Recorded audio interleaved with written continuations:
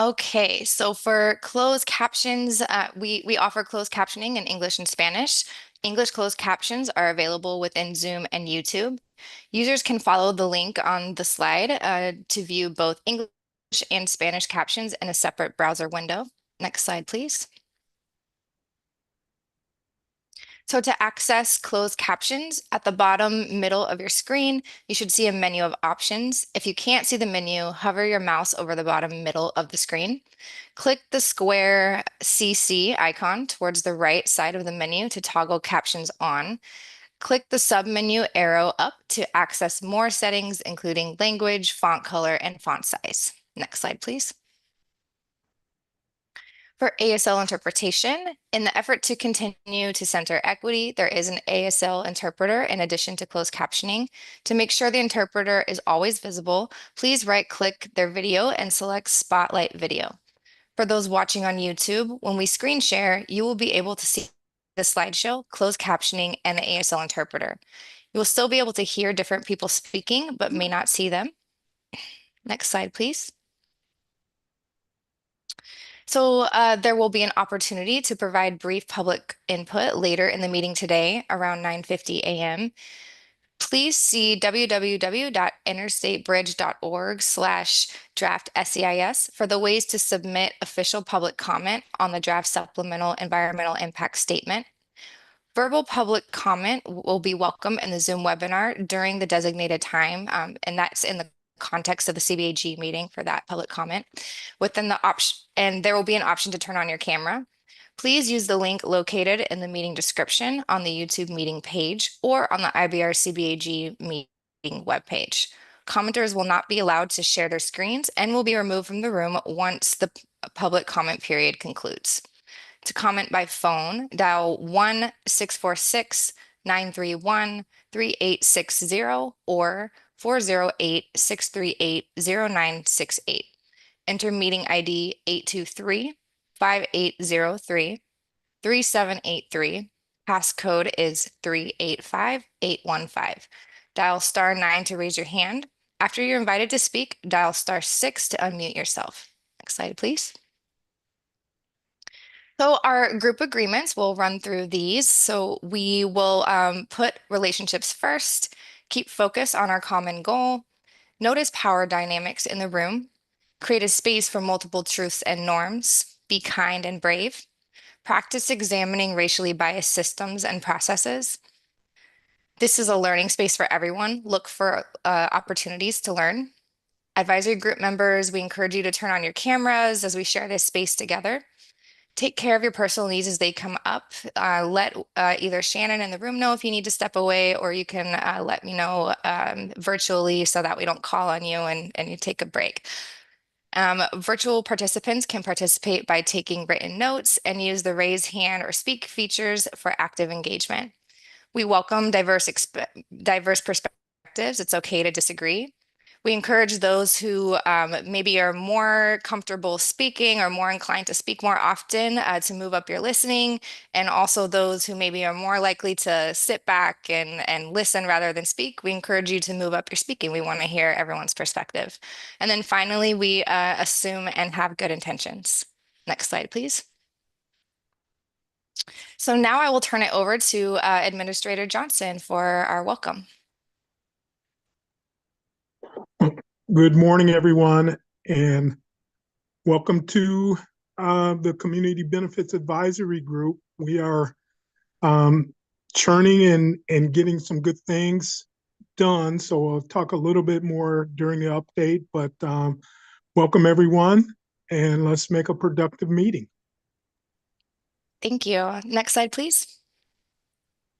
All right, so Shannon, I'll pass it to you for our introductions in the room. Excuse me. So we'll start with introductions here, name, pronouns if you choose, and affiliation. Our check-in question today is, if you could get tickets to any event in the world, past, present, or future, what would it be? I know that's a tough one. I'm like, I wish I had looked at the slides before the. I'll go ahead and start. Shannon Singleton, my pronouns are she and her, and I am the community benefits lead for the Interstate Bridge Replacement Program. Gosh. I mean, I don't think it was a ticket thing, but I would have loved to have been in Washington during the march and the MLK speech. Yeah. That would have been. Eric, we'll go around this way. Hi everyone, I'm Richard, he, him pronoun, with the IBR equity team. If I could go back, I think that would be the day that Obama got elected. That was the first month I got to the US. Oh, wow. That's the first time I watched it live. Nice. Absolutely. Good morning, everyone. Karen Urata, she, her pronouns. I am with IBR Transit Design. And I think I'm gonna pass on that question. I'm still mulling it over. Brenda Torres Saragusa, I'm with the equity team. I'm here to assist today. And, you know, I was just recently watching some old Queen footage, and I think that Live Aid concert at Wembley would have been just really awesome to attend. This is a tough question. Good morning, everyone. Aiden Gronauer, Assistant Director of Civil Rights and Equity for the Interstate Bridge Replacement Program. They, them, or he, him pronouns. For me, I'm a huge sports fan, so maybe to go back to some of the original Olympic Games as they were getting started would be pretty awesome. Morning, Catherine Kelly, Policy Advisor with City of Vancouver. Tough question. Olympics came to mind for me as well, but I would have loved to have been at the march. Many things. Yeah. And McInerney Mayor for the City of Vancouver, President Harris's inauguration seats. Oh, well, that's a really good one. And as is always wise to do, I think I'll follow the mayor's instinct and pick some future tickets that I would like to get. I have a 15-year-old who is a soccer fanatic and has been since literally before I can remember. In fact, he has a game tonight. Will not end until 9 o'clock.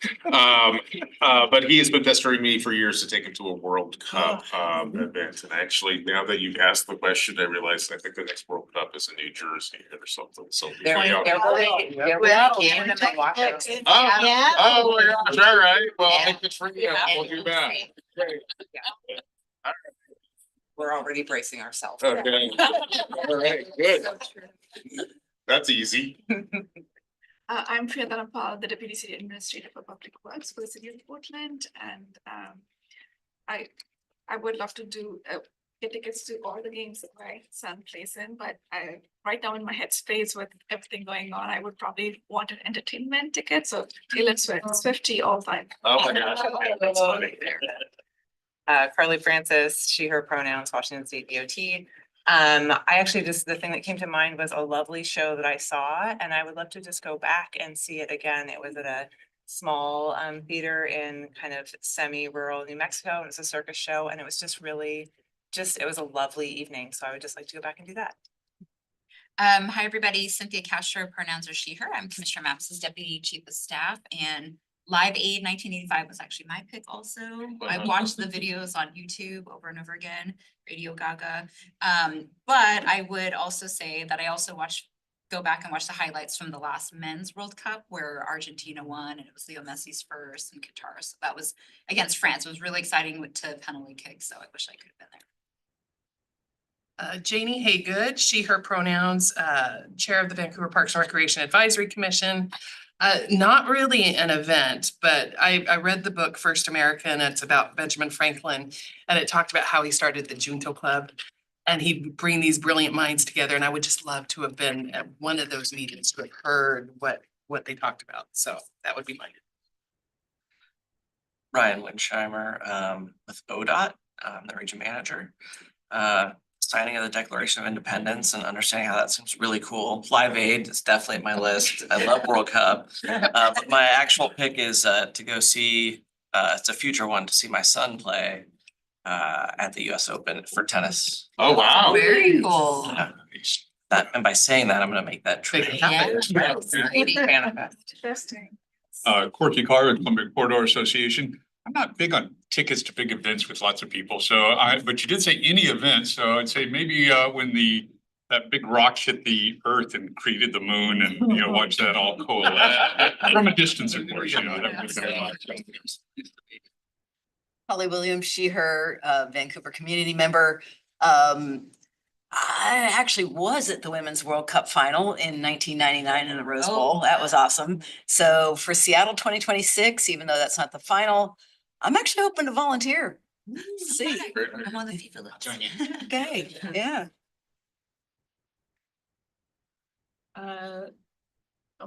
Shania Posey, project manager for Peabody. Definitely want to be in that first round of Hamilton. Nice. And well, And Emily, I'll hand it over to you for our online CBAG member intros. Great, thanks, Shannon. And if I could ask our CBAG members online to put up your virtual hands, we can call on you. And in the meantime, I'll get us started. I'm Emily Thomas Peralta, she, her, Aya pronouns, and community benefits team. Man, I love live music, so this one is up my alley, but it's a little hard to choose. So I would either pick Led Zeppelin in their prime at Madison Square Garden. Feel like that would just be an amazing experience. Or I would choose Selena, her last concert at the Astrodome here in Houston, where I'm at. That would just be incredible.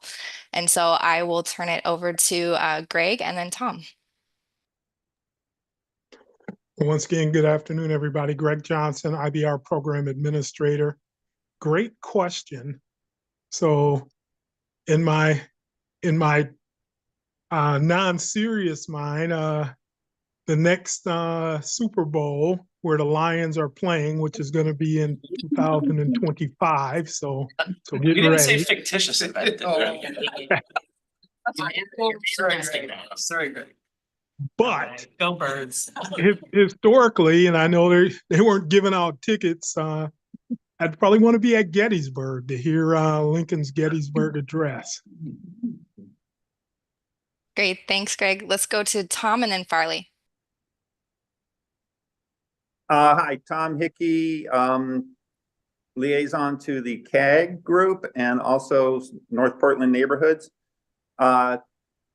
I was too young to go to Woodstock, but I hear that was pretty cool. So I wouldn't mind that. Yeah. Thanks, Tom. Let's go to Farley and then Peter. Good morning, everybody. Farley Winters, she, her pronouns, and I'm with LSW Architects. This is a tough one. As a child of the 90s, I feel like I gotta just say boy band era, Backstreet Boys, NSYNC.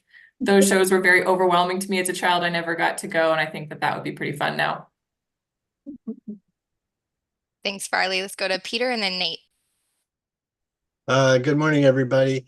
I'm actually not too young to have gone to Woodstock, but I was on the wrong side of the country, and I'm a big music fan, so that's what came to mind for me. I guess I need to say I'm he, him pronouns, and I represent the Alliance for Community Engagement, otherwise known as ACE, which is a coalition of environmental groups in Vancouver. Thanks, Peter. Let's go to Nate and then Michael.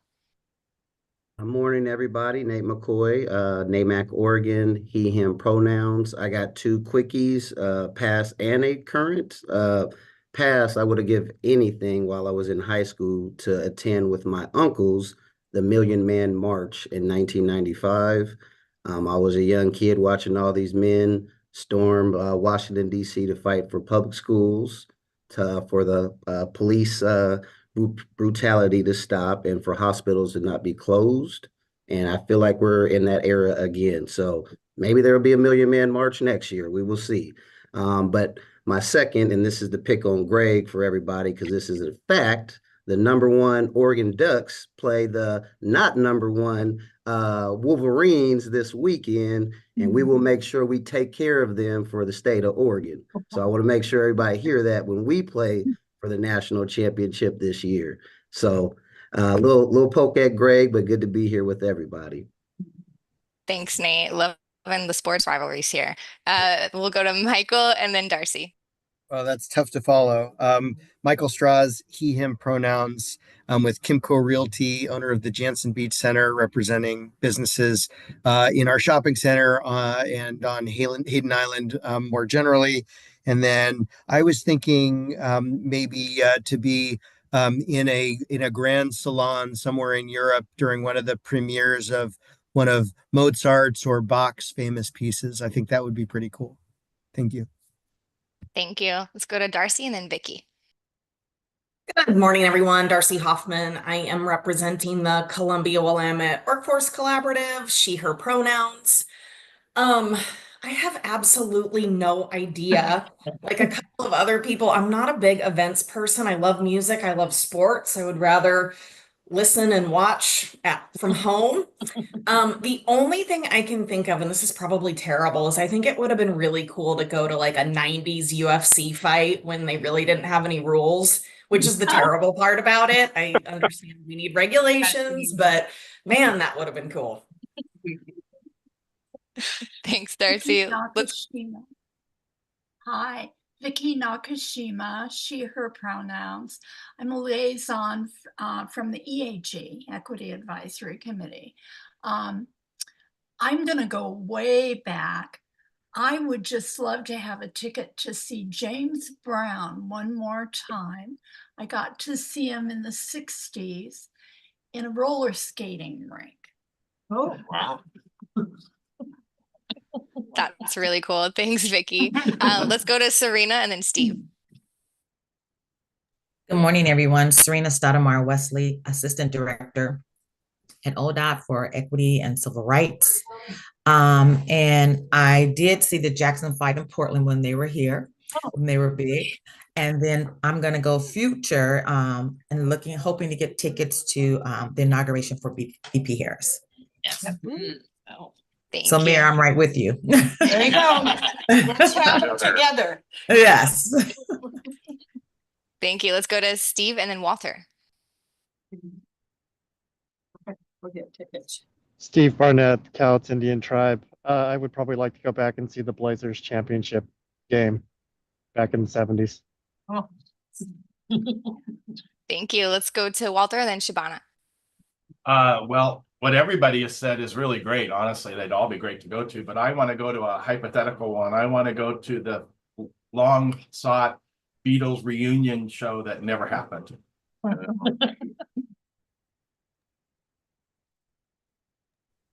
Go ahead, Shavana. Yeah. So at the end of the Civil War, Ulysses S. Grant and Robert E. Lee met alone together in a room for about an hour and a half or 2 hours. And nobody, even their top aides weren't allowed to be in the room. It was just the two of them. And I think if I could go back anywhere and just be a fly on the wall, I would love to have just observed and heard that conversation. What that would have been about. So awesome. Thanks so much. That's a great check-in question. I really like this. It's been fun hearing folks' responses. Awesome. Any other folks here virtually that I missed? Otherwise, I'll turn it back to you, Shannon. I believe we've had someone else join in the room. Thanks, Emily. Lon, would you like to introduce yourself? And our question was, if you could get tickets to anything past, present, future, what would it be? All right, Lon Pluckon, City Manager for the City of Vancouver, he, him pronouns. And I would probably go see the Beatles on the Ed Sullivan Show. Yeah. All right, can we pull slides back up and I'll hand it to you, Emily, for our next section. Or I Great, think it might be Greg. Yeah, I'll go through our agenda really quickly. So we had our introductory pieces. We'll go into public comment.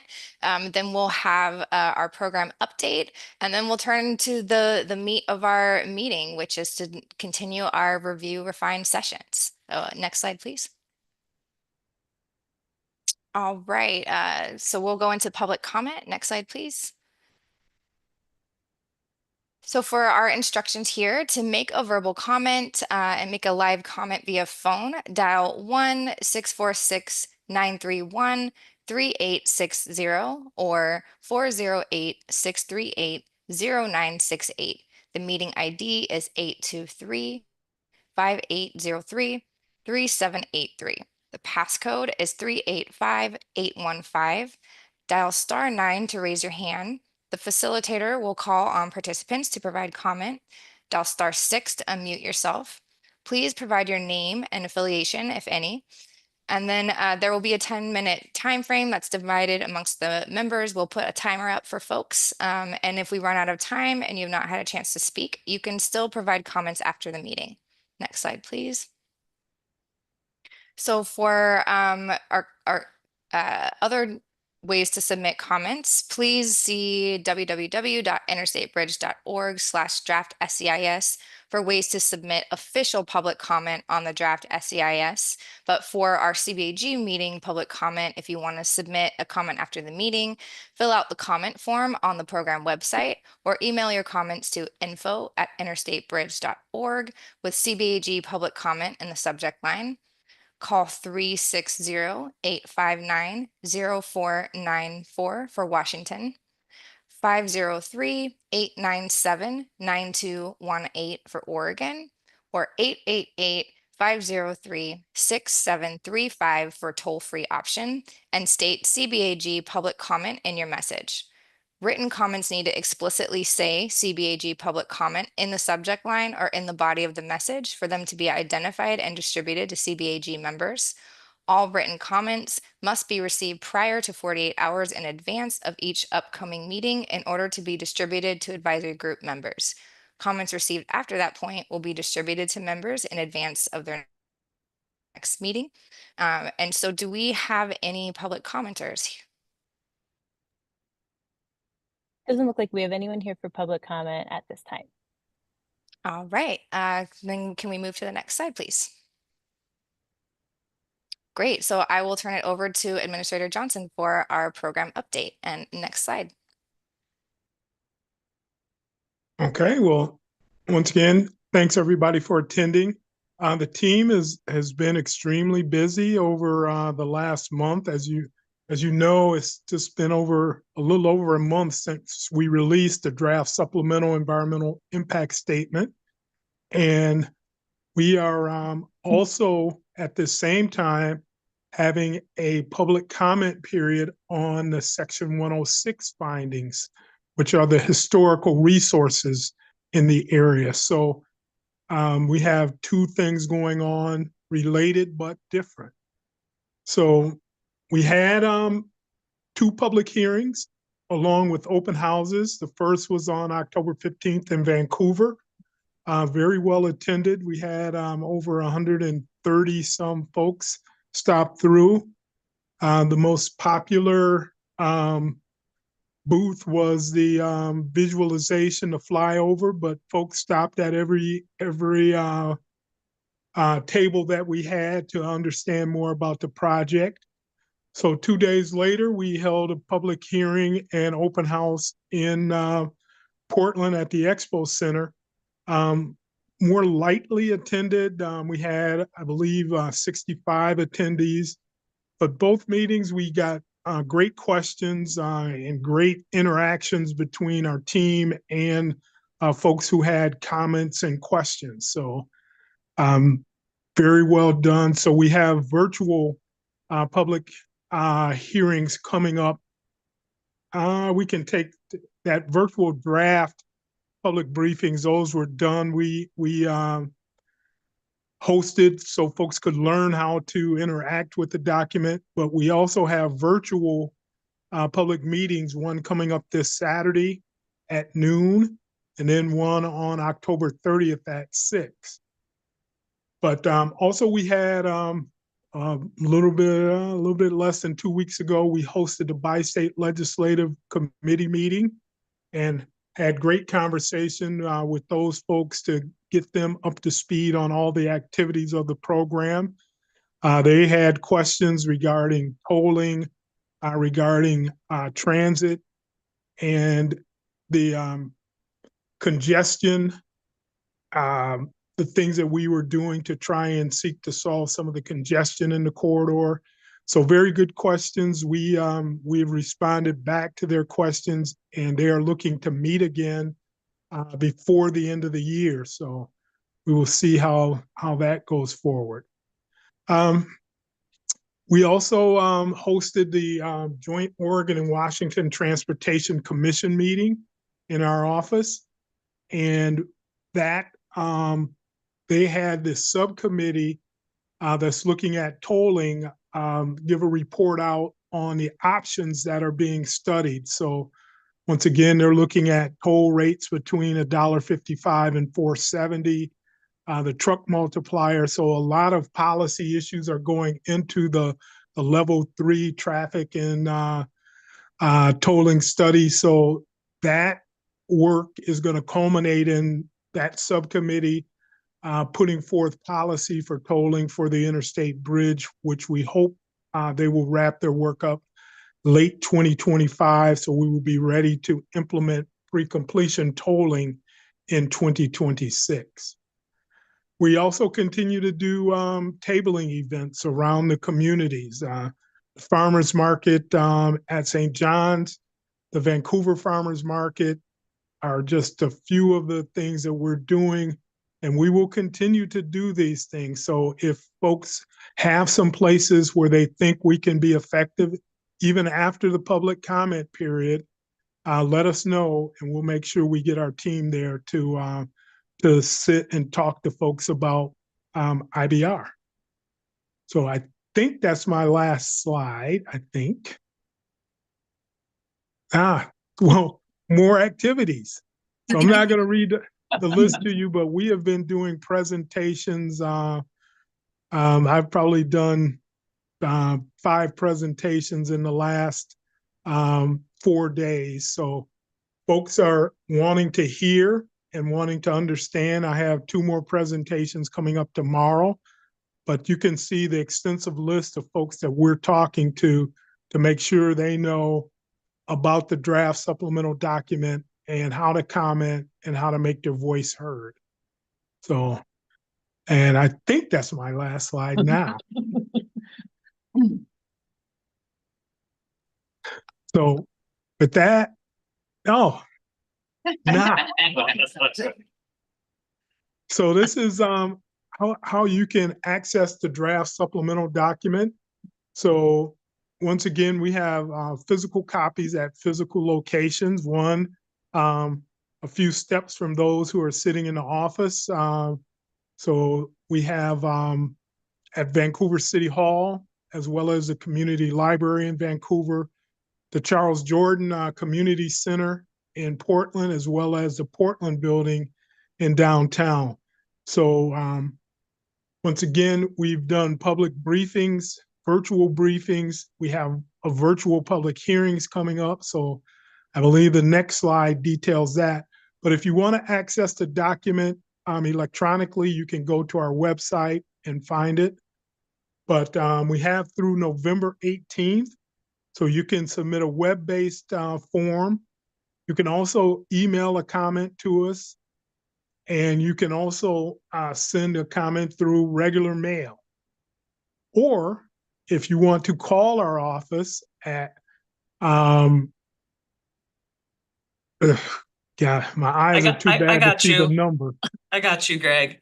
It's 866 IBR SEIS, or in other words, 866-427-7347. Thank you. And lastly, we have comments that will be taken at our virtual public hearings once again on October 26th, this Saturday, and then October 30th. The Saturday event is at noon. The October 30th event is at 6 p.m.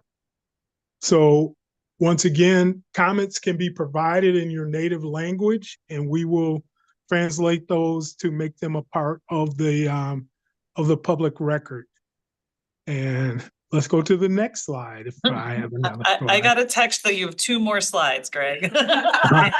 Thank you. So this is a matter of, I didn't get a chance to look at the slide deck before the meeting. So, but once again, the comments, we want to make sure that folks can comment and make their voice heard during this. So those comments will help provide us to refine our design options, inform our technical analysis, and be a part of the final supplemental environmental impact statement.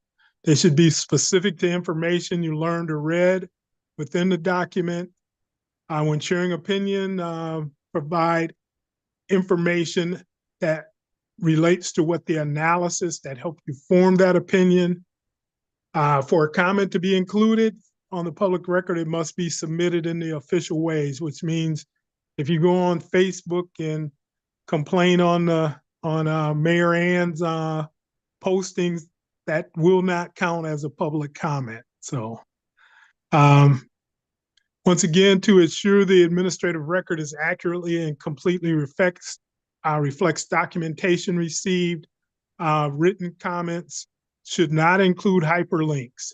You can include other materials and attachments, but please be specific about what you are referring to, as we can't expect our team to read a 50-page, I won't call it a diatribe, but a 50-page document, and you haven't cited specifically what you are referring to. So, but those are some of the ways we want to hear your comments. And let's go to the next slide.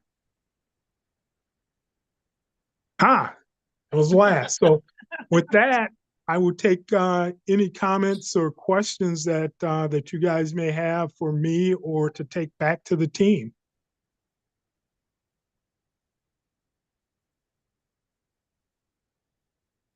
Well, Greg Menges here. Thanks for the overview. I certainly, one of the things I hope that we learned today by the end of the day is what our next steps are. I know that I think that comes up later on in today's presentation. So I'll just give you a head. I don't know if you want to address that now or if you want to save it for your closer. Yeah, I can give you a quick overview of where things at. So once we receive all the comments and the comment period closes on the 18th, the team is going to take all of those comments. We're already putting those into categories and looking at those comments to provide our feedback on that. We're going to sit down with the partners to start moving towards what is the preferred alternative that we will move forward into that final supplemental. We would like to have that work done by the end of the year so we can stay on our schedule to get that final supplemental done by late summer and get a record of decision by late summer, early fall. And once again, that would allow us to start construction. So we are we're going to be coming back to the partners with what we've heard during the public comment period, and once again putting that recommendation forward of what we think is the right solution to move forward. Thanks, Greg. And you might have mentioned this during your presentation. Roughly how many comments have we gotten so far? So we are over 1,000 comments so far.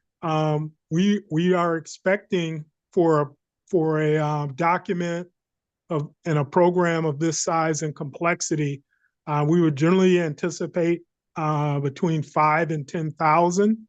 So we may be getting a large rush of comments towards the end, but we will see. But the attendance at the public hearings and the open houses, folks understand what this is. They ask some very detailed questions getting into design issues, but folks are very interested, but they want to get to the details of this and want to get this thing underway. So we'll see what type of comments we get, but the team is gearing up to get all of those things answered. Great, thanks for that overview of that view ahead. Any other questions?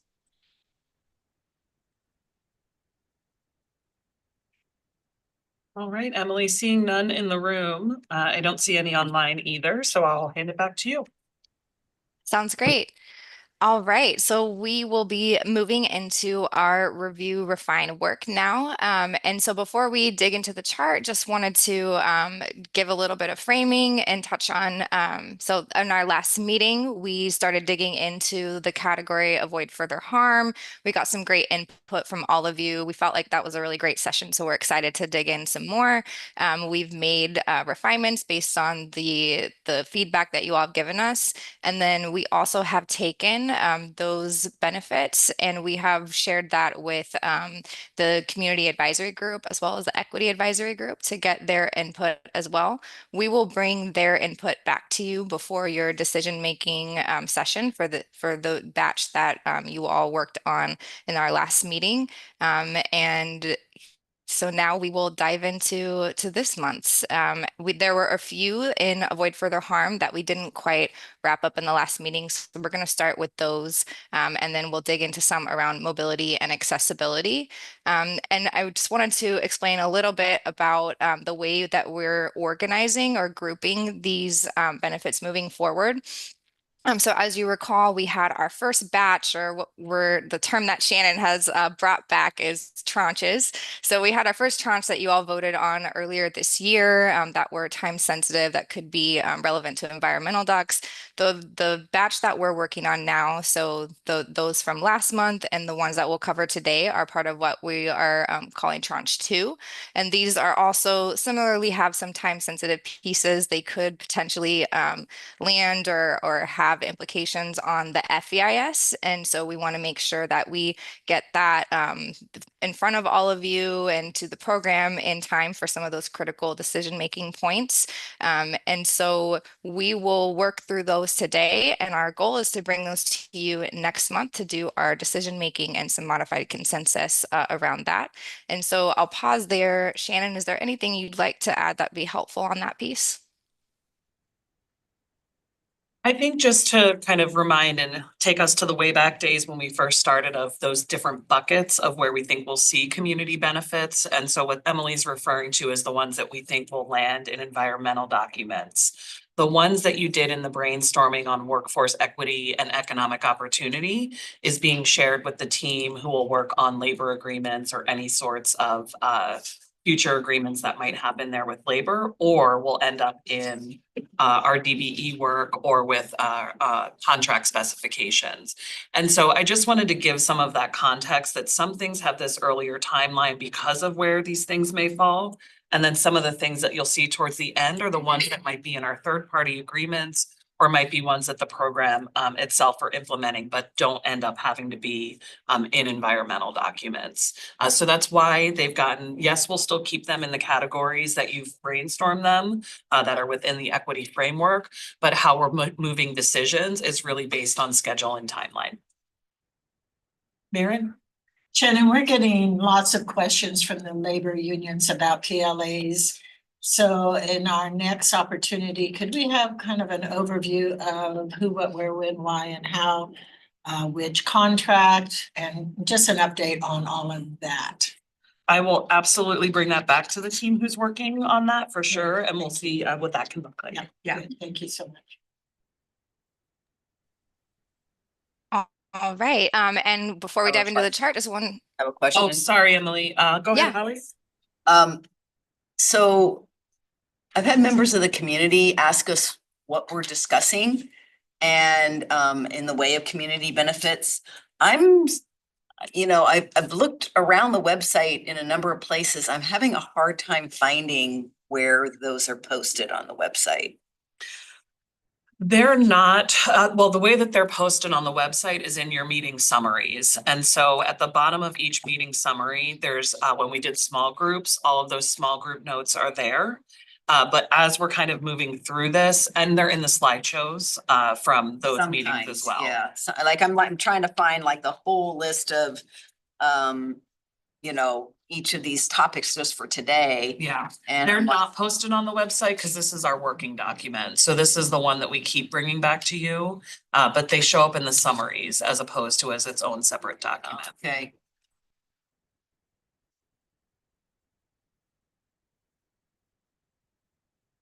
Any other questions?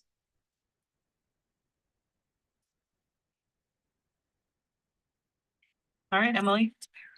Okay, great. Fabian, if we could please pull up our chart.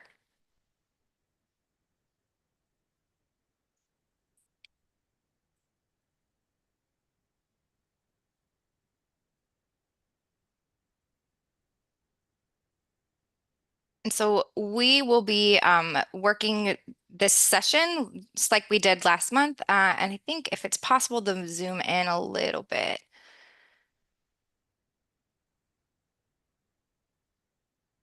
So we will be working through this just like we did last month, where we will be going, one by one and sharing some context that we've gotten from our technical teams from the program to give you some context and framing for discussion. I believe we have a few of our technical experts here today. Appreciate you all being here. Encourage you to chime in where that makes sense. And we will open each one up for discussion.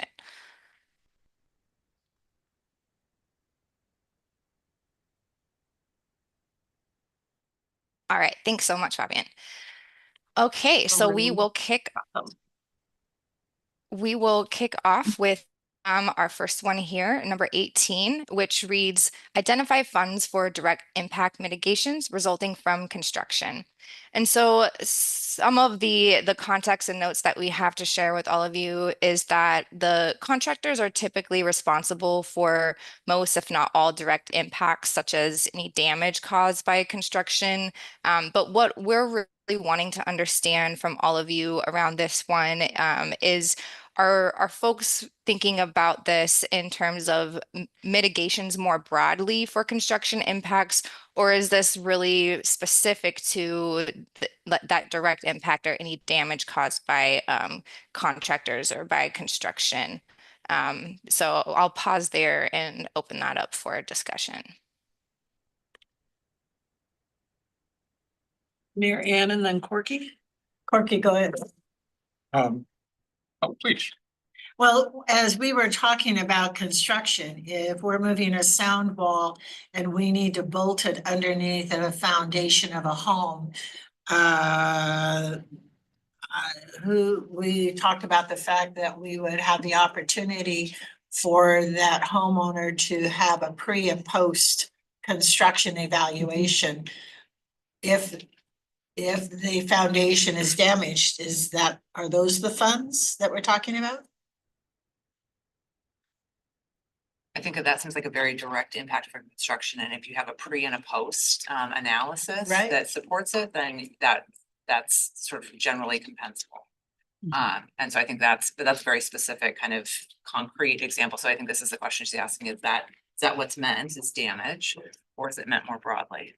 But I think that Carly, give me more broadly. What is more broadly? So I guess what I would note is that for a DOT, in looking at how this is framed right now, a grab bag of money, which is a coarse and kind of gross way to represent this, is really hard to navigate because it's not tied to a specific impact. And so if this is all really impact based and something we can point to and is clear, then it ends up having a pathway. And so part of this, I think, is actually just illuminating what kind of impacts are we talking about and whether or not they have a category for payment or not.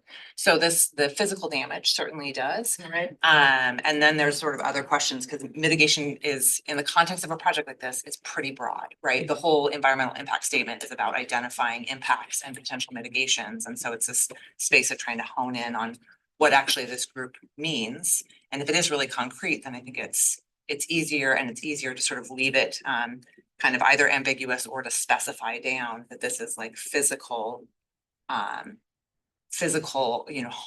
like documented physical harm that's created. But if it's more broad, then I think we just need to be more specific about what some of those categories are, so the team can investigate whether or not they have a clear compensable space or not. We've talked a lot about a whole host of things in this room, which have other places like air quality and other pieces. So I think it's very ambiguous as written. And so I think that's what we're trying to parse But out. surely we don't need to, this is not the first time. So wouldn't we already have this in previous construction projects? We don't need to reinvent this concept. No, I think what we're trying to get at is there's things that, like we talked about last time that DOTs do, right? The piece around the inspection and that direct impact. But the question is that already covered? So is this something that we can take off because you all think that's covered in what we've already talked about? Or was this meant to be something else and more specific than just about the inspections and the homeowners? And I guess I would also note that there's some lack of clarity in the public and even in this room about what DOTs do as a matter of typical course of business. And so some of this whole conversation is just illuminating that space. So I think that's the other reality, is that I think that this group has identified things that we already do as typical course of business, but you don't know that, or you don't see it, or it maybe stops short of some people's expectations for that. And that creates the rub that you see in the public about sort of big bad DOT and what they're doing. So as long as it's written, I would leave this in and say, see, where, because the more we have it in writing, the more places people will see it and they can reference to it. So we don't have miscommunication. Said it's in there. This is where we made the list. So people can always have the link and go back electronically and see the list. Greg, were you gonna respond to the question, or can I go to Corky? I would like to respond to the mayor scenario. So in a scenario like that, the contractors have insurances that would pay for damage that's done due to a construction operation. So if we are drilling near someone's home and it does crack a foundation wall, those funds will flow from the contractor to the homeowner.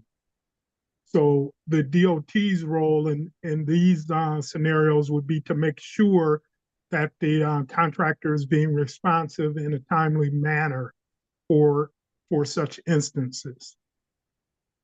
Greg, thank you so very much. But everything that you said needs to be in writing, because once the contractor starts, we're going to have a hard time finding you up in the great Northeast. So everything needs to be in writing so that we can answer those questions when they pop up. Thank you. Yeah, those are standard boilerplate language in any construction contract.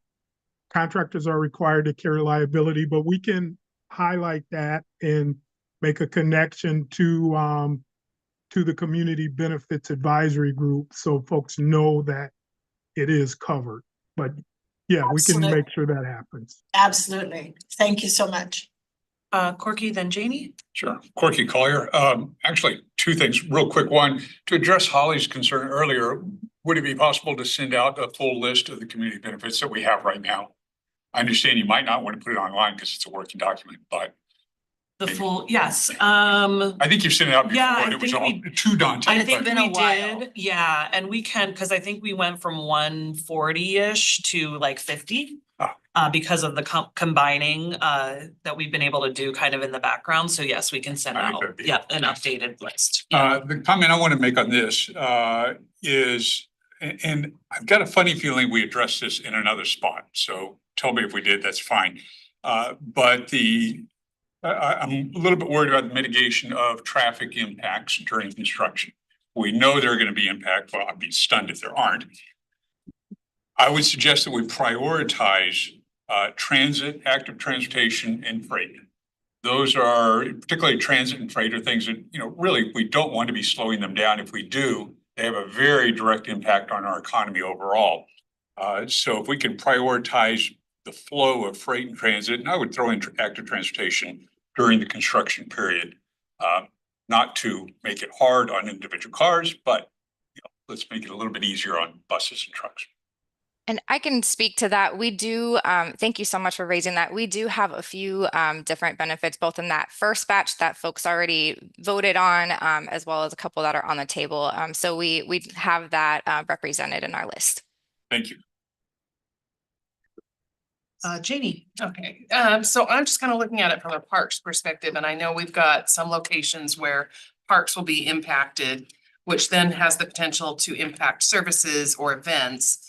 And in that scenario, two options. Is there a way to either offset those costs of finding alternative locations, or timing it in ways in which that would be mitigated because, you know, if it's during the winter wet season, we may not be using the fields as much. So two ways of potentially mitigating effects like that on our parks. Thank you. Janie, what parks specifically are you thinking? It was Marshall. There's a field with Marshall. The other one, it didn't look like it was going to, I mean, it was really tiny. We had a presentation at the PrAC meeting recently. But it was Marshall, one of the fields like has a long section that has a big wall being built. Yeah. Do we have parks over on the Portland side that would be impacted as they're building the bridges and such over the slough? The soccer fields and specifically transportation into that huge, oh my gosh, that was, Delta Park. yes, Delta Park thing. Wow. I'm gonna kick that over to staff. Priya, do you know, or do we have someone else in the room who might? I'm not sure if anybody's online, but I can find that information. Because that is so heavily used. I think we're getting in and out could be a challenge. I just know that there's that offset in Delta Park from the highway specifically. So there's the road that runs through that I've ridden my bike on, which is a little offset. So there seems like there's a fair amount of buffer, at least between I-5 and where the fields actually start in Delta Park. The other question though is just access and how does the flow move in and out of the park? So that's an interesting question. Delta Park is one that we're. Delta Park is, there's that intersection from MLK. I believe they're trying to recreate that section there. And if they knock down or we're not going to do the overpass that is pointed there. Right there, the intersection, I don't remember the intersection. Escaping me, but we want to make sure that trucks aren't allowed. We just had a conversation with parks that are allowed to come through there. We mitigate the traffic pattern through that section from MLK. And we're also talking about mitigating any type of graffiti that may end up on walls. And things of that nature. So we're in discussion with that with our parks team. We've got a hand online, it looks like. Yes. There's also Heron Lakes Golf Course and PIR, which are owned by Parks and Recreation.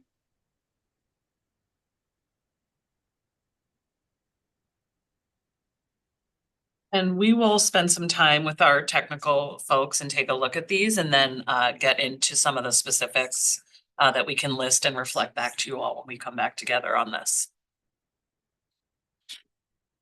Yes.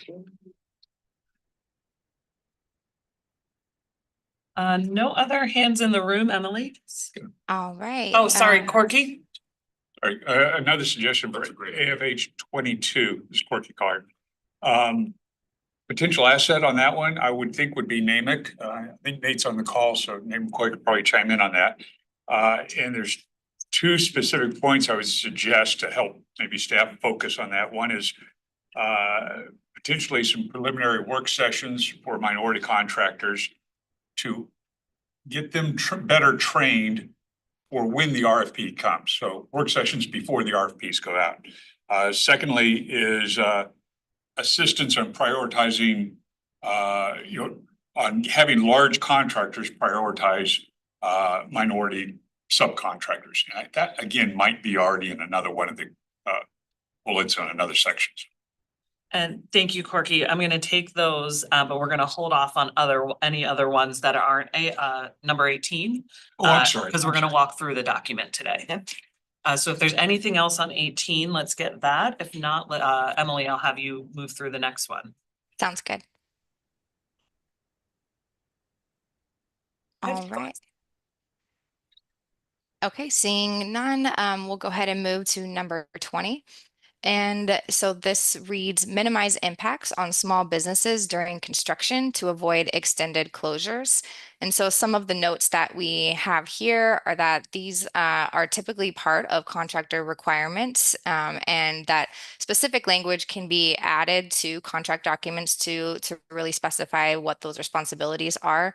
Another note is that there are general mitigations included in the SEIS for things like road closures, congestion, other impacts generally. It's not specific to small businesses in that document.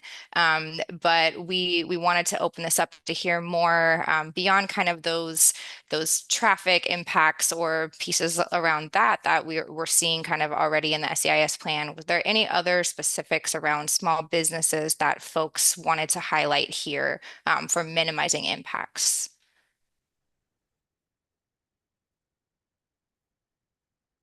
Commissioner and then Mayor. This is just a question, so I understand the structure of the table. On this item, in this context, what does responsible party mean? The contractors are responsible for this. It's generally a part of the contract specifications when it comes to things like the road closures. So there's things that folks talked about here that are the contractor responsibility. I think what we're wanting to unpack today is this more than that, so that we understand if there's some of it, some benefits may be that there's multiple responsible parties because everyone's got a piece. I think also really the DOTs then are responsible for holding the contractors responsible. So just as the backdrop, that's why we have inspectors and other folks who are out on site so that they can watch what's happening on the ground. We can field questions. So what the complaints will typically come actually to the DOTs, and we will then be, sort of enforcing or asking for compliance to the contract with them. And I think that is my question. I think that's something that just needs to be clear, especially to the public. So let's say I own a small business that's impacted by the construction that's going on. Do I reach out and complain to the contractor? I think you'll reach out to the DOT. And I think one of the things I'll say there that I know Greg talked a little bit about at one of our meetings, they all blur together, but that there's the program is currently looking at navigators or liaisons or something that is a point person, whether that's for business or community at large, that there's some different kind of spaces that these folks would be in. So like the person who would be for community would be homeowners and attending events, right? And being out in the community so that they're known to that person, so it's not just reaction. And then there would be somebody who is for businesses and that point person there. So we can do a lot of advertising about what that looks like. I think that would be wise. So Shannon, that was exactly what I wanted to tell the team. We're looking at 3 categories of these navigators, advocates. So we don't know what we're going to call them yet, but one would be specifically having folks boots on the ground in the community for businesses, for homeowners who may run into the issues and concerns, and they don't know who to talk to. This person would be that interface with the program, with contractors. We also would be looking at having this type of ombuds person also for workforce, where if there are issues with workforce, and also one of these navigators, ombuds persons for small contractors on the project, as well as DBEs who could come to this person who is monitoring payments and making sure that folks are getting paid on time. So it's still in the concept stage. WashDOT has used something similar up in Puget Sound, so we're gonna look to take some of their language and enhance it for down here. But yeah, we would hope to have these community ambassadors, whatever we're gonna call them, to do exactly that. You had like 5 names, that's why I'm laughing. Yeah. I like the term ombudsman. That's where we started. That's a nice connection. Greg, is there any possibility that those individuals could start early? Because we have over 400 small businesses between the 2 states that will have some sort of impact within this building, within the bridge influence area. We should be asking them now, what are their concerns? What are the impacts? And I'm going to give you a weird one that I don't know how to handle. We have people who have wine cellars as a business. vibrating wine does not settle well, as I understand it. That's correct. So you're talking hundreds of thousands of dollars.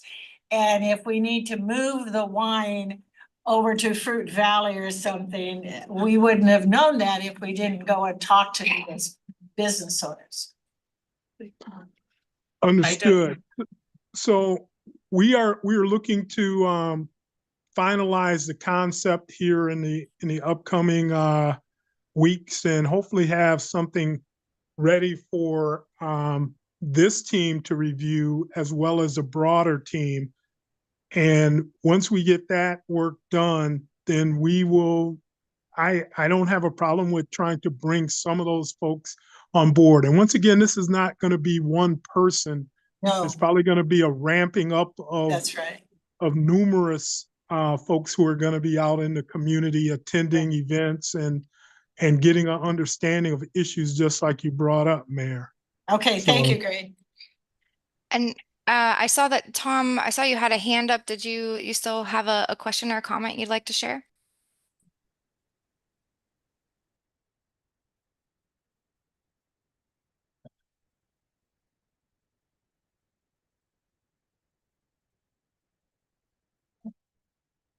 Anything else on number 20?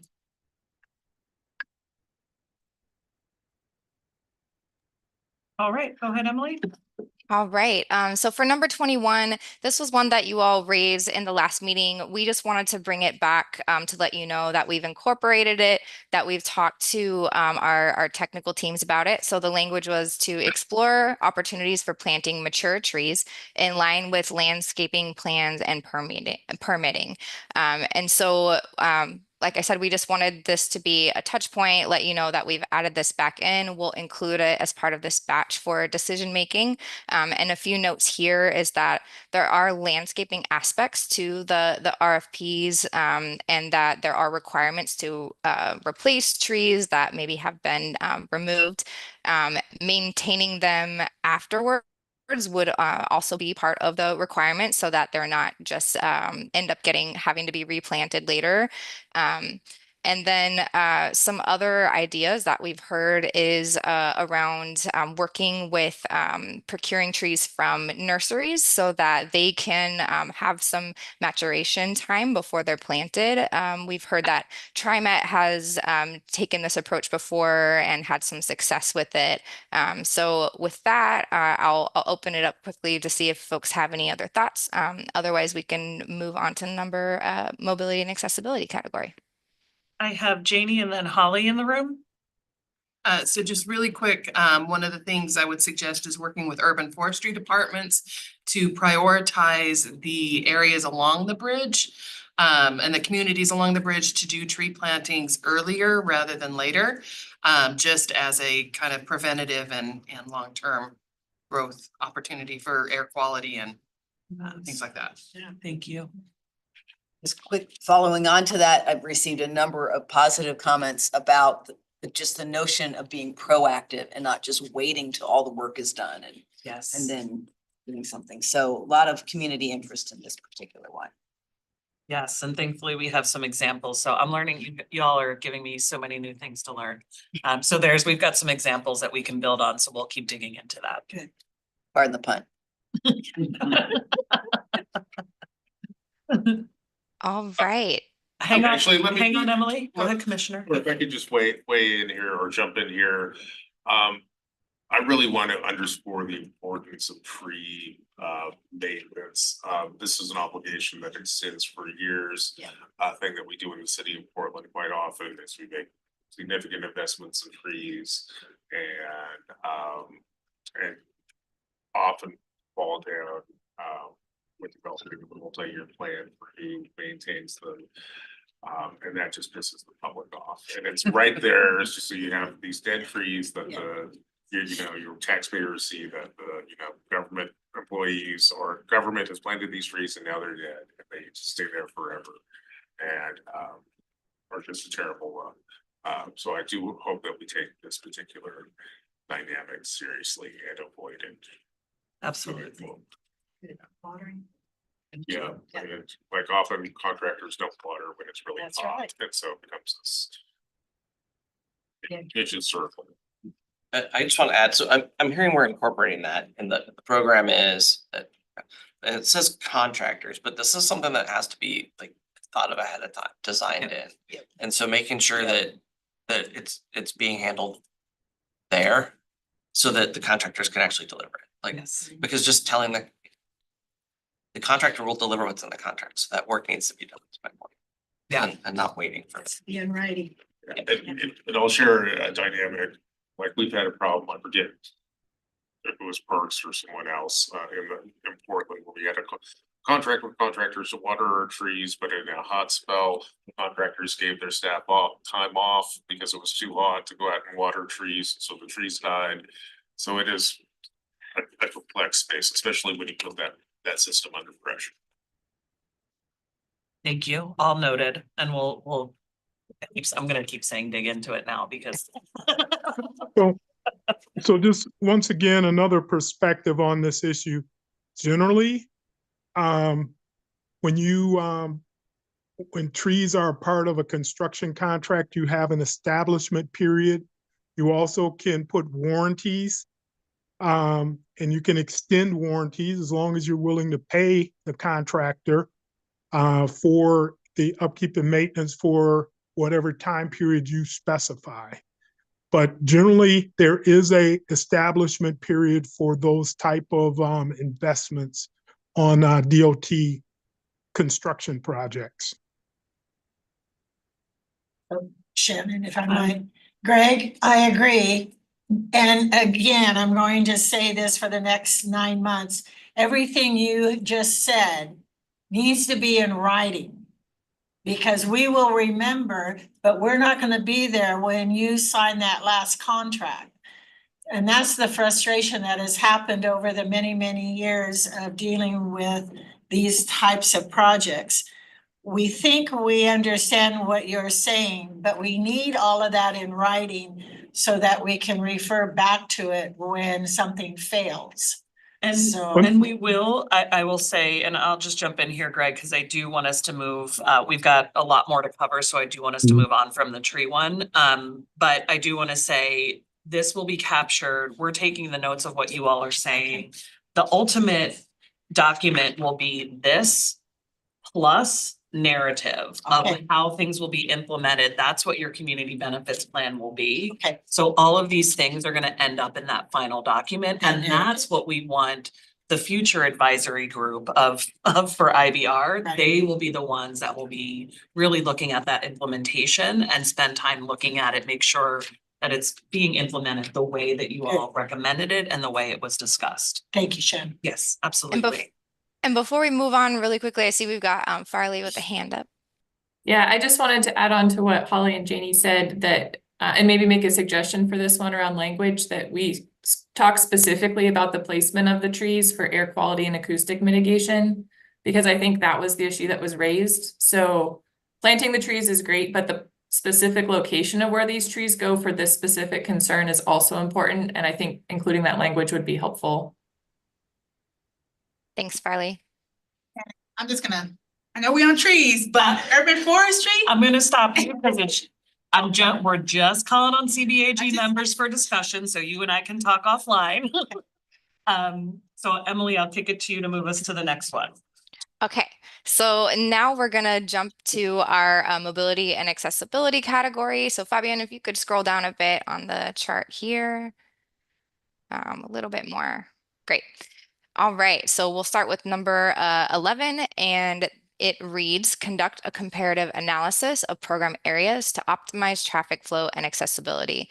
And so we have some notes here that this analysis is part of the SEIS. The transportation analysis that's included in that document looks at existing and future traffic operations. So comparing no build to the modified LPA and the design options there.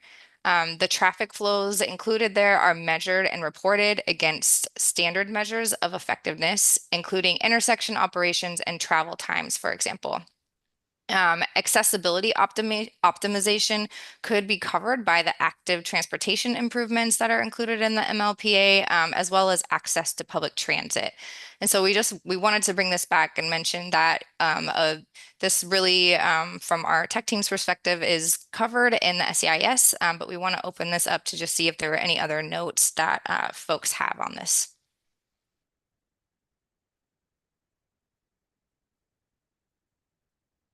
Holly.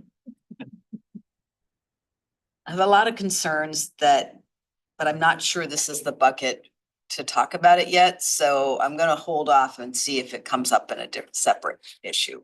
Okay.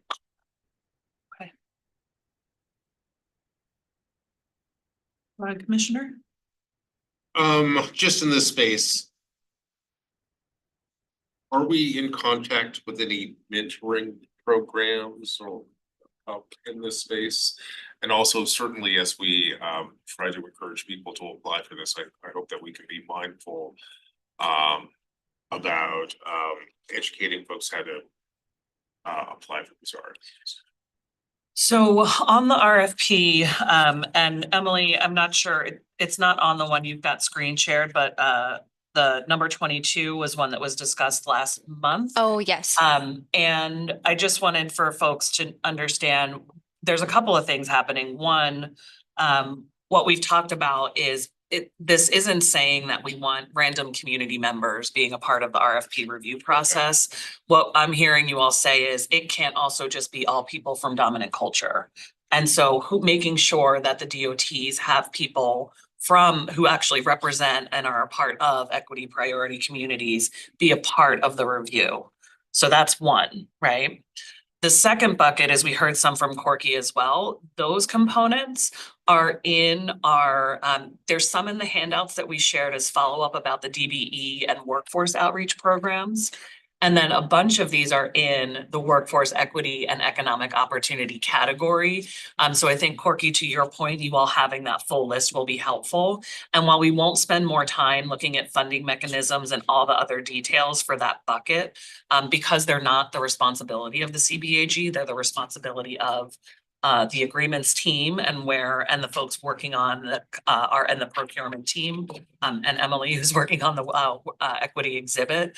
So there's things that will be, but you can see them, of course, but we won't spend a ton of time on them.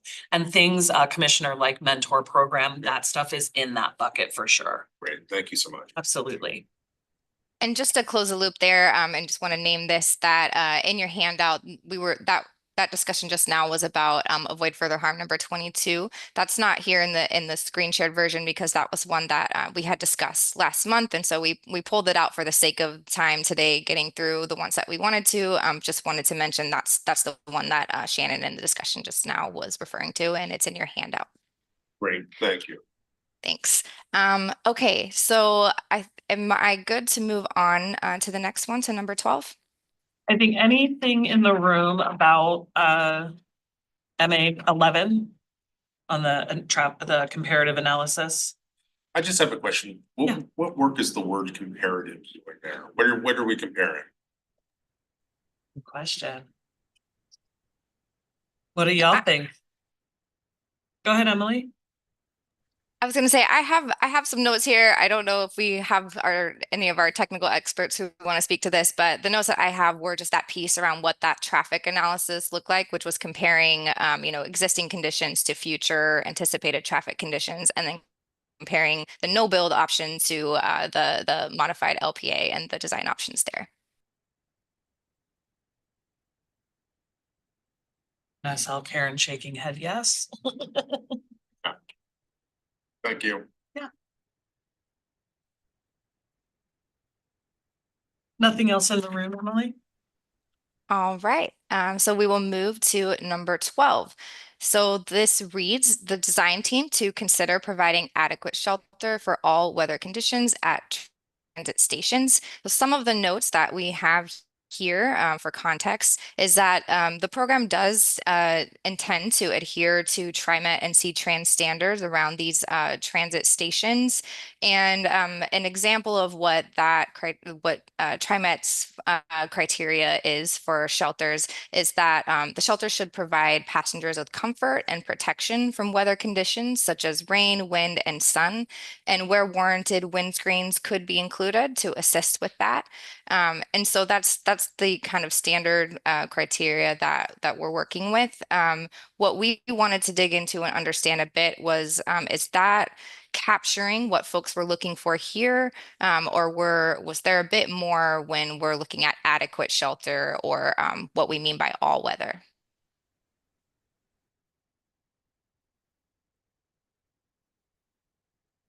Yeah, there's could be a lot of interpretations of what adequate means. Go ahead, Tom, I see your hand.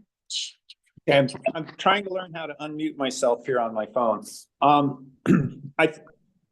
I think there was some concern with the elevated platforms in Vancouver, especially, that they were substantially more exposed to the weather than a typical TriMet stop. And so there might have to be some extra attention paid to that. And that may be simply part of the normal process anyway, because it is a more exposed area. That would be a given that it got extra protection. But I just think there was one concern that the exposure needed to be addressed substantially. Thank you, Tom. Any other thoughts? Go ahead, Mary. Well, as the chair of C-Tran, we're going to be designing several different things, right? For not just that one elevated, but the entire transit hub at the end. Of course, we're going to be looking at snow and ice and wind up the Columbia Gorge and I'm not sure about what you're asking for here. There's just, there's kind of standard things, and this ask is, what do we mean? I mean, for me, I'm like, I know what all weather means. It means all weather. Yeah. But what does adequate mean, was a question, and I don't know that, and I invite others to hop in here who have way more technical expertise on this than I do. But what does it actually mean to have, is it something above and beyond what we standard already see out there in TriMet and C-Tran? Is it more than what we currently have at current stations? Or are we saying this actually is an additional community benefit? You're just going to do what you normally do. So it's trying to tease out, is the group looking for something above what normally happens? Or is what normally happens and what you see at existing transit stations sufficient? Well, I don't think I have seen this transit station anywhere in the Portland region because it's not on the ground. So providing adequate, well, what is adequate when you're hundreds of feet in the air? So I'm not exactly sure where you're going with this. It's going to be more than the current standard if TriMet were building a shelter that's set on the ground. This is not sitting on the ground. It is up in the air, obviously. So the design team is to consider providing unique sheltering. So not the term adequate, it doesn't mix. That seems a low level minimum. There is nothing like this in the entire region. So. And I like the naming some of the specificity. I heard there's some spaces that it's like, yes, our regular kind of bus stop, fine, but this elevated one is new, and what does that actually mean? And how do you get up to it, and how do you take care of the sheltering as you go up and come down? I mean, the staircase shouldn't be exposed to the weather, so that you have snow and ice, because no one is going to get in there and scrape the steps or whatever, or the ramps. So adequate seems to be a very minimal word for something so unique. Thank you. Paige, I see you've popped Oh. on. Yeah, I mean, Primet has design criteria. Paige, you're a little soft. We have our citizen advisory, our CAT committee for accessibility. We have a number of things that come into the criteria for what we do. So it won't be inadequate. It certainly will definitely meet those and that's why we have the design criteria for that. So I guess that is the question. There's something about this that implies it won't be less than, or it's not possible it'll be less than adequate. That is what I'm trying to say. It's going to meet our needs, and we do have our public process for all of these that inform it, as well as our safety certification and our safety, a lot of different filters that go through what we build. And I think this may be one that ends up just explicitly calling out the difference of this elevated station, and that you want some very specific attention to it and ensure that it's going through some of these processes and that it's safe. Thank you. And then I've got Holly and then Jeannie. Just to follow on to what the mayor said, I think, you know, both in transit and in active transportation, the goal is to encourage more people to use these other modes of transportation. That is built into the design of this bridge. And sometimes when I'm looking at what we're doing with, you know, I agree with the mayor, for it to be adequate is not really where we want to be if we truly want people to use public transportation. And then we'll talk about the active transportation in a different bucket. Excuse me, thank you. Okay, for me, I would just add ice and snow to that definition where it talks about rain, wind, and sun. And then with regards to sun, I would almost change that to heat, especially if we're looking at concrete ground, concrete walls, concrete everything, protection and shelter from the heat, not necessarily just the sun. Thank you.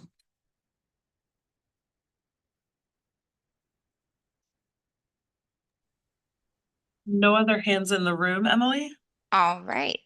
So then we can go ahead and move ahead, and just want to note, for sake of time, we've got about 6 more that we'd really love to get to today, if we can try to jam through those.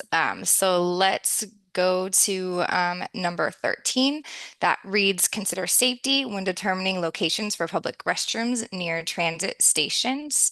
And some notes that we have here from our technical team is that public restrooms are not actually included as part of the program plans, or kind of what falls under what's included in the MLPA. So it would be up to the jurisdictions or program partners for building those and for maintenance.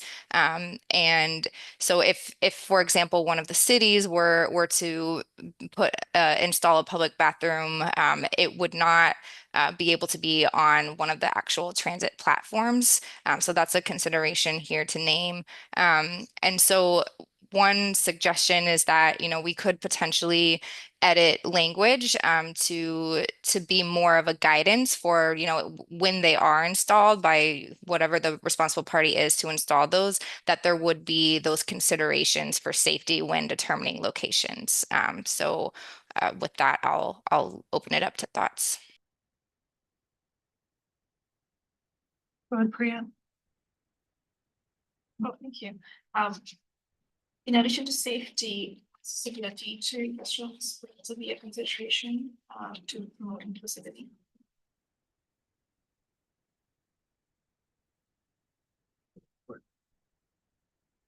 But I think it's important because what I'm hearing is we can still do that. We can give this as a recommendation, but there's not restrooms planned for the program to be installing. And so I think that's another part of the discussion we should be having. Commissioner, go ahead. Right, well, I'm glad that you pointed out that we want, certainly if we build restrooms, we want them to be accessible. I kind of get the impression of that the point of this bullet is that we don't want to build restrooms, or at least, and I understand that. And actually, what I wanted to draw some attention to, and I don't quite see where it fits in the bullet points we have today, is just safety in general on the bridge. You know, especially if we want to get people to use the multimodal options in this space. Safety is going to be a top concern, at least over on our side of the river. A lesson that we have learned in recent years is people are avoiding public transportation because they don't feel safe.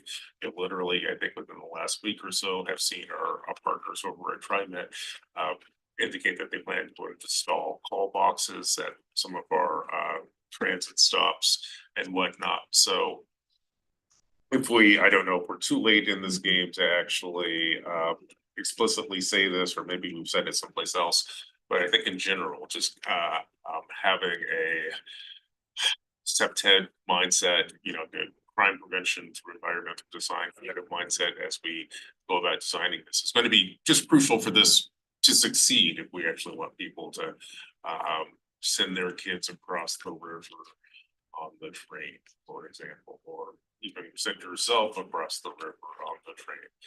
Every day I hear from Portlanders who say, I used to ride the bus, but I don't think anymore. So we'll see. And absolutely, and I'm gonna take that, we'll add some of that language. You'll see it at your next category in physical design. It's a broad statement about safety, so we'll take some of the specificity. Perfect. I appreciate that, Shannon. Miriam? Janet, where do TriMet drivers use the restroom? Thank you so much for thinking I know that. I have no idea. I don't know, Paige or Karen, if you have, yeah. I can, so there, Paige, did you want to take that? You got it. Thank you. So TriMet does provide restroom facilities for their operators at designated locations, not at every stop. But there are designated locations where an operator may use the facility, but then that is, I'll say a transit, because we also include C-Tran in the program. And in fact, one of the operator restrooms will be both C-Tran and TriMet. So those belong to the agency for safety reasons, safety and security reasons. So they're not open accessible to the general public. So there will be a restroom at Evergreen for the drivers. Absolutely. It just won't be a public restroom Correct. for the public. Got it. Good. Okay, so is that in writing? It definitely can be. Thank you so much. Going back to TriMet does have a design criteria that establishes all of these. So it is in writing because it is in our criteria. And we've got Peter here.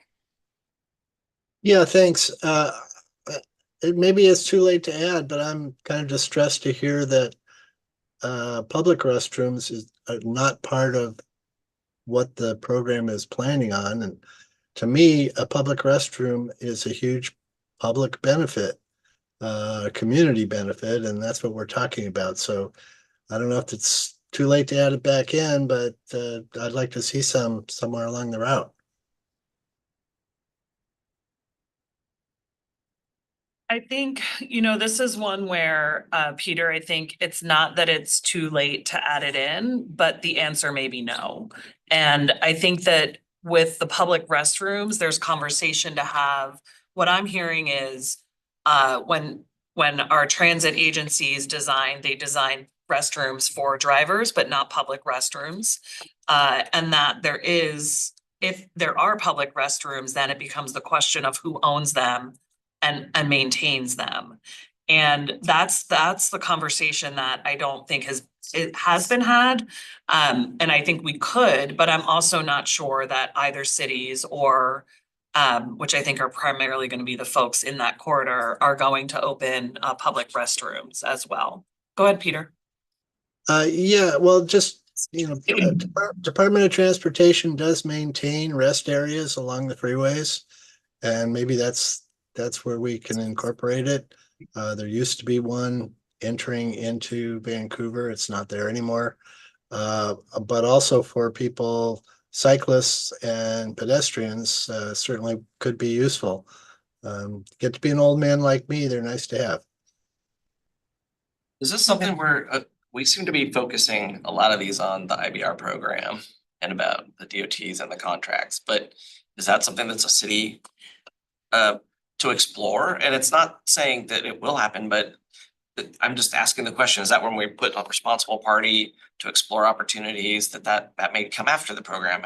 I don't know. That's was our discussion, Ryan. Where does the public restrooms come in? Because if you'll recall, it's right next to the library. The library doesn't want all of these transit people coming into the library to use their restrooms. So that will be our discussion with the city, and purchase of that property and the design of that will be our responsibility.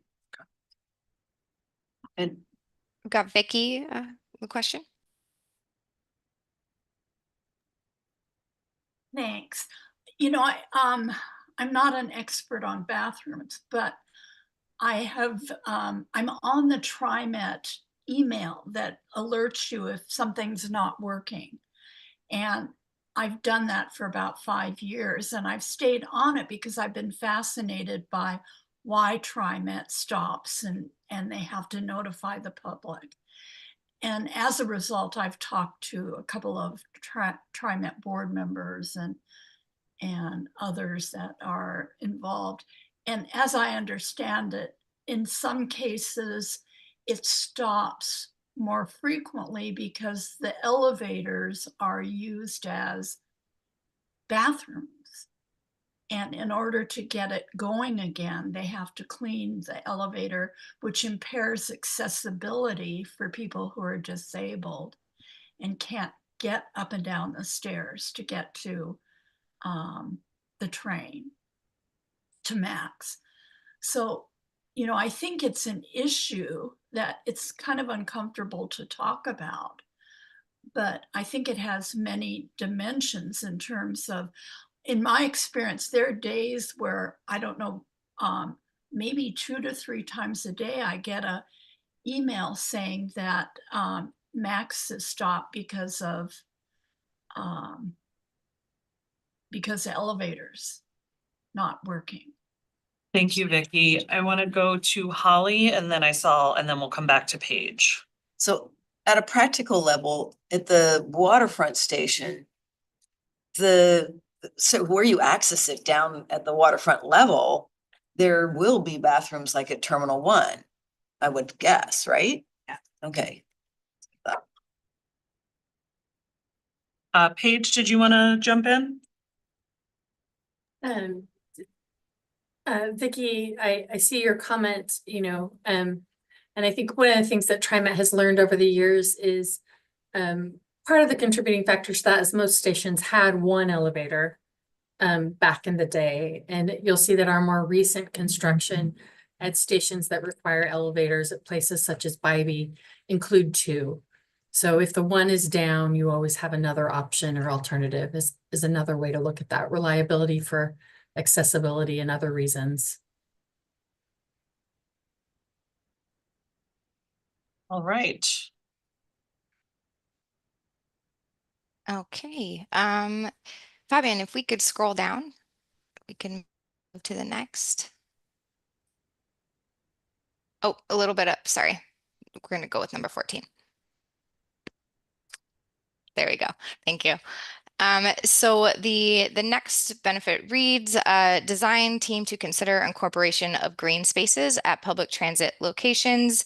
We have notes here from our technical team that this is an existing best practice, that code requirements for transit stations cover this, but it's applicable to the at-grade station. So that elevated station, you know, logically wouldn't apply here. But just want to open it up. We have any comments to that?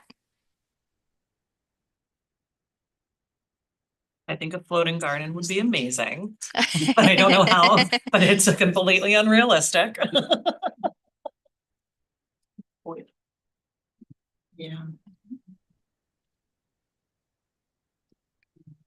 Okay.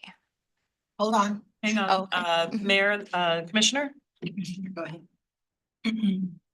So I know in the context of Portland, there's some concerns about how some of our parks are impacted. I think specifically Delta Park and some Native American events that happen there. And I'm just gonna kick this one over to staff because I'm not sure if I understand all of the dynamics, Cynthia or someone else? Do you know what's? Basically, the Delta Park in particular, that's gonna be a very affected area. There's a lot of events that happen there, whether it be a lot of Native American powwows that take place there. There's a lot of opportunities for cultural collection of people from South American groups where they play soccer and have other events like that. So we want to just talk about how that will impact and what is the project doing to mitigate those effects, and how are we going to design that to make sure the green space is still something that's going to be elevated once the project is finished. Thank you. Marion? Yeah, I think it's the terminology that I'm confused with. Green spaces, landscaping, hardscaping, all of which means drought resistant native planting, and how do you maintain it and who maintains it? So it might just be the green spaces that is throwing me off here. So some clarification would help. Thank you. And I know we've talked about drought resistant native. So I think we can get more specific because we talked about parks, I think in some other sections. And this is really about at the transit station. So I think it is a question of we can add some more of that specificity into this one as opposed to just saying green spaces. And then I lost my, oh, and the landscaping, I think there's maybe, is there a question in there of like what are kind of the normal operations for transit? 'Cause Well, that's especially who's going to maintain it. Mhm. Karen, I'm coming back to you, but let me know if you want me to kick it to Paige. It depends on where it is located. There won't be any landscaping, I'll call it, anything green on a platform for safety sake. But in the station area, where available, it will depend, the landscaping type and the maintenance depend on whose land it's on. Okay. Thank you. Did you have something else, Commissioner? Nope, I'm sorry, no. That's okay. Nothing else in the room at this time? All right, and just a note, Mayor, on the piece around the native plants, we do have in our first tranche of recommendations, we have one that speaks to, throughout the program area prioritizing those native plants. So just wanted to bring that back and let you know that we've got that covered in our list. Good, thank you. And I'm going to bring that back also to the urban forester. What was native in our area is no longer surviving. So maybe there's a new term now because we're starting to plant what is surviving in Southern Oregon. So that might be a change in language. Thank you. Thank you. Yes, we can definitely bring back on the that first tranche and consider that in that language there. Great, thank you. Yeah, I just wanted to suggest language, naturalized is what I've been hearing landscape architects and designers using for the specific vegetation Mary Ann's talking about. Ah, naturalized. Thanks, Farley. All right, so then I will move us to number 15. So it says consider maintenance, safety, and active management and the design aspects of multi-use paths. And some notes that I have here from the technical team is that, again, this is standard practice that the MLPA designs include two-way shared use paths that will include features that optimize user experience, safety, comfort, and directness. And then some additional notes are to prevent conflicts between path users that are maybe traveling at varying speeds, that there would be separate spaces for people walking and biking, and that there are elements that would buffer it from, for example, vehicle traffic, noise, and exposure to street debris, so that there's a comfortable environment for users. And so I will pause there to see if folks have any thoughts. So currently, the active transportation route is, as I understand it from the draft SEIS, is 10 feet for pedestrians and 10 feet for other things with wheels. 10 feet when you've got bicycles and whatever going very different speeds is not sufficient and not safe enough. And it also isn't future proofing. So I think the big concern we should have, and again, thinking to the goal is to get more people out of their cars. They're going to use things like scooters. They're going to use other mobility devices, that probably haven't even been designed yet. But some of those can go easily 25 miles an hour, if not more.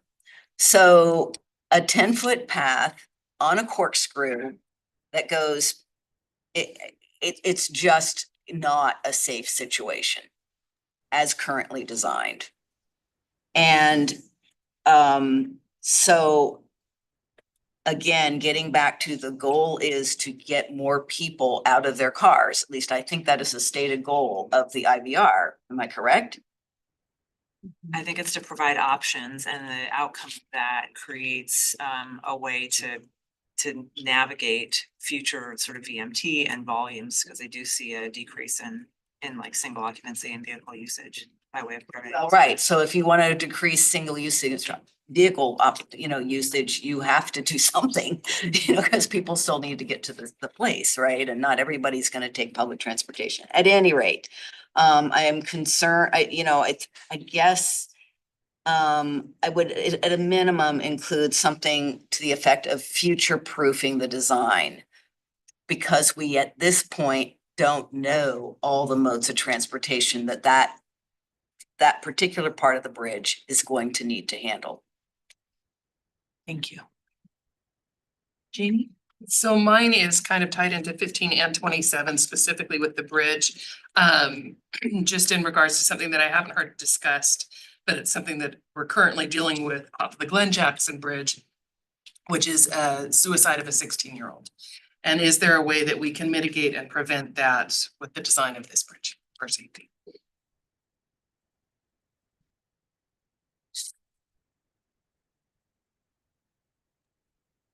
And I can note, we do have a community benefit that speaks to that. That's actually one that we will cover in our next meeting in tranche 3. So definitely appreciate that, raising that. Peter, go ahead. Sorry, took a minute to unmute. I want to echo what Holly was saying. As a bike rider, motorized but vehicles of various sorts are impinging on the bike lanes, and they're extremely dangerous and frightening. And it's not just a problem with this program; it's going to be a problem everywhere. We need to be developing regulations and laws to figure out how to accommodate those kinds of transportation. But I agree that there needs to be a separation, or at least some limitations on motorized things like scooters and e-bikes and everything, and similar types of things in the bike lanes, and also, of course, in pedestrian lanes, if they would even be permitted. Similarly, I want to make sure that or agree that pedestrian and bicycle lanes have to be separated. If you're cycling on a multi-use path and somebody's walking with a dog on a long leash, or a dog off the leash, or just wandering with headphones on and not paying attention to who's coming along, it can be dangerous for everybody. Thanks, Peter. Yeah, and so we have noted that separation is part of the MLPA design options, and I'm hearing we want to have some specific call out or language for considering that motorized versus non-motorized different modes of transit, and so that's something that we can incorporate into the language here. Any other thoughts on this? I know we need to keep moving, but I would actually caution specifying the mode and rather instead using speed limits. Because as a person who is not as good of a bike rider as I used to be. I use an e-bike, but I definitely try to obey a sensible speed limit. Thank you. Thank you. Go ahead, Emily. Okay, so I will move us to number 16, which reads, develop robust trail systems that surpass federal requirements, leveraging creative solutions to increase functionality and community value and responsive to the community's needs and input. And so notes that I have for this are that this is included in the MLPA. It will align with city standards and in conjunction with any road improvements that are made. So sidewalks and other aspects included there.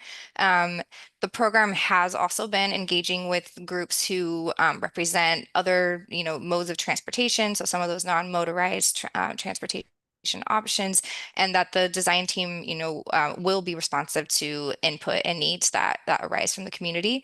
And then I also wanted to direct folks, if you want more details about what this will look like in the MLPA, the draft SCIS chapter 3.1 on transportation has a lot of great detail here. But I'll pause there if we have any thoughts. I apologize for talking so much to this topic, but I, as a active transportation user, and I have a number of contacts in the community, and I think that's sort of the voice I'm supposed to be bringing. What was very clear at the open house is that the access on both the Portland and the Vancouver side to the bridge, important, I think we all realize the bridge, depending on the design, will be at least 80 feet up in the air from ground level. And so the current design is a corkscrew that is 0.4 of a mile at, I think it's 4% grade, might be 3.5%. And everybody, almost to a person who I tell this is what the design is, as people are starting to really visualize what the access is, the answer is ugh. And it's when we talk about community value, and again, increasing usage of this facility, you want to do everything you can to increase access, I think. In addition, yes, it's designed per ADA, but I think that ADA percentage is assuming that you're going maybe 100 feet up a ramp, not that you're going 0.4 of a mile. And so I know that the IBR team is looking at this, but the corkscrew could have lots of potential safety issues from user interactions, because you're going to be going much faster down than up. So I just want to make sure everybody understands what the current design is, because I don't think it matches sort of some of the goals that we have here. Thank you, Holly. And I see Greg came on, and then I'll come back to you, Janie. Go ahead, Greg. So I just want to say we are not nearly in the final design of that way that we're going to get bicyclists and walkers down from that height down to the waterfront in Vancouver. We recognize it is a challenge. What we have been asking folks, and during the public hearings and open houses, we heard some of those comments. We're asking folks to use your networks to look out across the country or across the world and see where there are similar conditions and help bring those things to us so we can start looking at how we incorporate different designs to attack this problem. So it's not a final design yet. It's a placeholder of showing that we're going to get people down to the waterfront. But as to the specifics, we don't know that just yet. Janie, just wanted to add in where it says develop robust trail systems. I would also like to add in and wayfinding, just making sure we've got that signage. Thank you. And I'm wondering if, and Holly, please feel free as follow-up as well, if there's specific folks that you think the program should be engaging, so we could just be sharing that with design team. And I think we can spend some time in thinking about and unpacking with design team what the plan is to get to final design, so that you all know where there's places that community and folks who are actually active transit users can engage.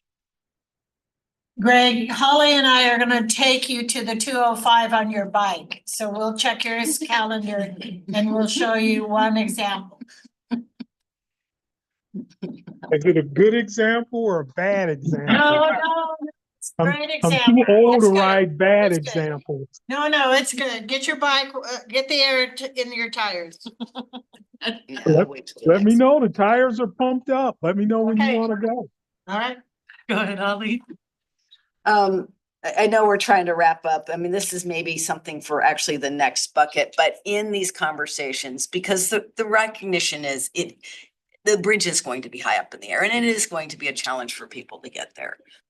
You know, for all but the most fit. And so there has been a great desire to see an elevator, not just for transit users, but for active transportation people as well. And that's particularly important for communities with disabilities. Thank you. I'm gonna elevator to accommodate. Yep, got you. And Go I ahead, do, Emily. yeah, I was gonna say, I do believe we have one speaking to that in the mobility and accessibility category in a future tranche that we're gonna bring up, but definitely appreciate that note. And if we don't have it there, we'll be sure to capture it here. Are we okay to move to our final two? Go ahead. All right. So number 20 is to incorporate innovative solutions to exceed ADA requirements, enhancing accessibility and mobility thoughtfully.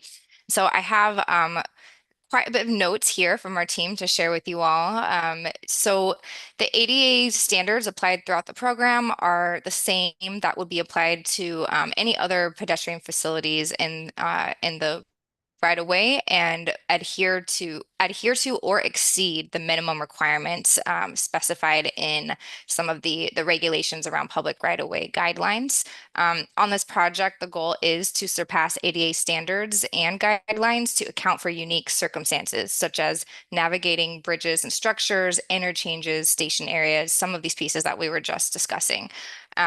In some places, this translates into longer ramps and more gradual grades and landings, rest areas, wider facilities to separate users and activities, and a variety of options that would appeal to a wide range of users, especially folks who have disabilities.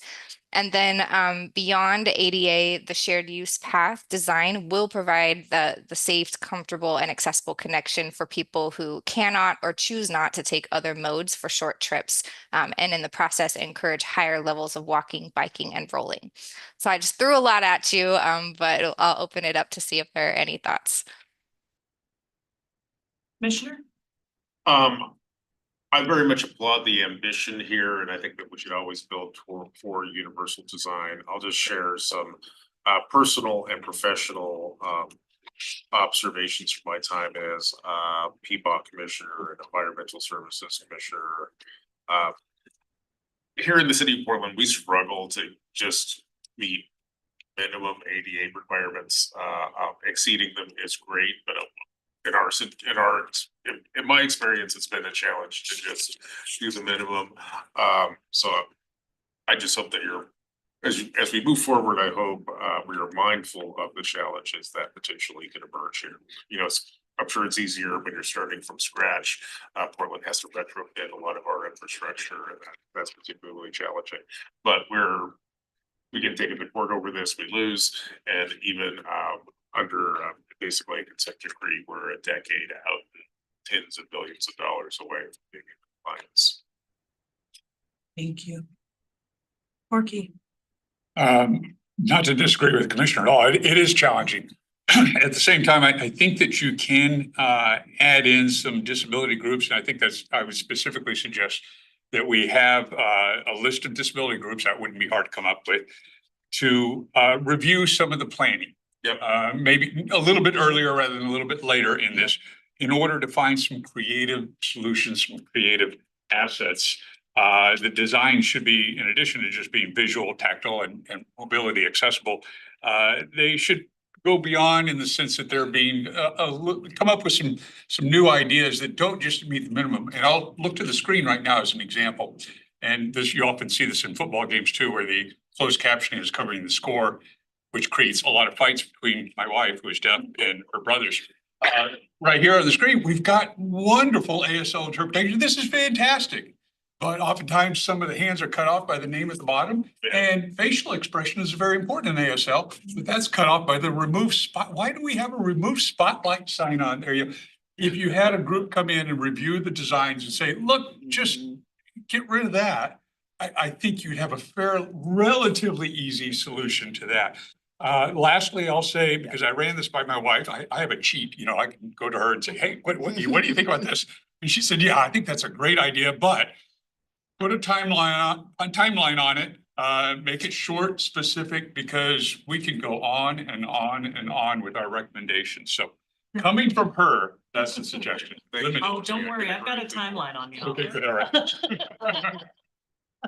I definitely appreciate that, and I think that that's a great way for the recommendation to go, is this piece around consult early.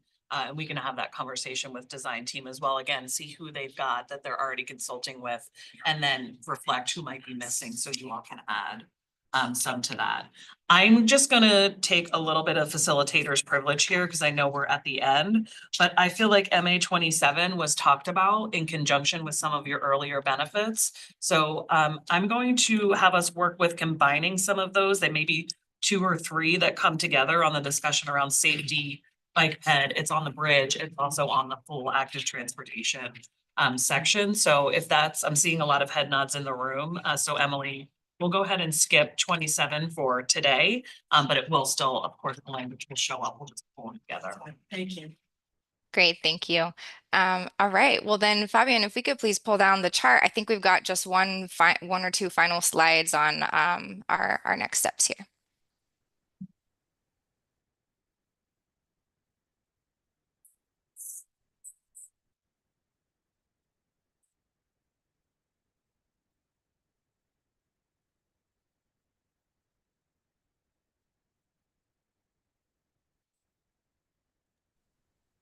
Thanks so much. Next slide, please. Okay, and so for our upcoming work plan, and there might be some slight adjustments here, but just want to mention that for November, we will be looking to bring this batch that we covered last month and then today for your decision making. We'll bring back some feedback that we got from the Community Advisory Group and the Equity Advisory Group. And then if we have time after we do our voting, we're going to start working on the next tranche 3. And then from there, we will continue moving through those tranches, and we will keep you all updated on what that schedule looks like. Next slide, please. And so then just mentioning some of our upcoming program meetings, we have the Community Advisory Group November 14th, our Bi-State Tolling Subcommittee November 15th, and then our Equity Advisory Group November 18th. And I believe that is all.